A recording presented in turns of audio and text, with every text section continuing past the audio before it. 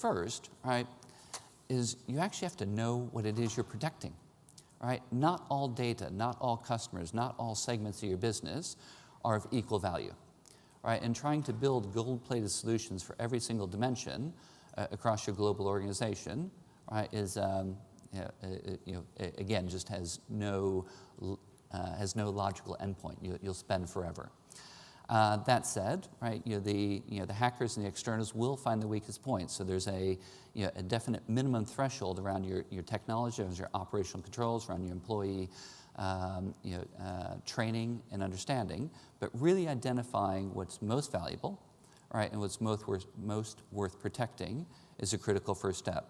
It sounds obvious, but very few organizations really can answer the question when you ask that, because most of the money is spent here, right around the prevention layer. Organizations will focus very much on the technology aspects, right, and around trying to continue to increase controls, but the targets by which they're doing so are often misunderstood or definitely not focused enough. What we think here, right, is while it's critical, right, to continue to focus on prevention for sure, aligning your prevention dollars, right, to the areas of most importance, makes a lot more sense.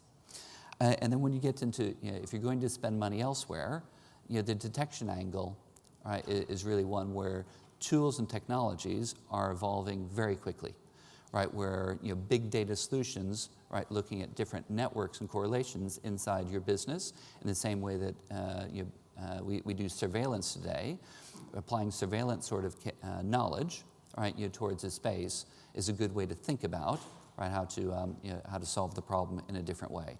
And if you just realize that you're likely to have unwelcome participants inside your systems for multiple months at a time, right, there must be better ways, right, to root them out. And then lastly, around the response. But apologies, before I leave prevention. One thing that we see increasingly, right, are the use of ethical hackers and red teams, to really, basically try to penetrate in different ways, both technically but also through social engineering, to get inside your organization. People are most often the failure point. By far, people are most often the failure point and allow access through passwords, through lost information, through unprotected devices. So what I said before about understanding the critical hour, understanding your scenarios, knowing what you want and need to do, this is effectively crisis management, right? When something happens, do you know what you're going to do? Do you understand the levels of decisions? And for things which are outside those boundaries, do you understand the hierarchy of who needs to make those decisions? It's not always IT, it's not always risk, and depending on the organization, those entities or those functions can sometimes conflict and slow down, right, the response as opposed to speed up.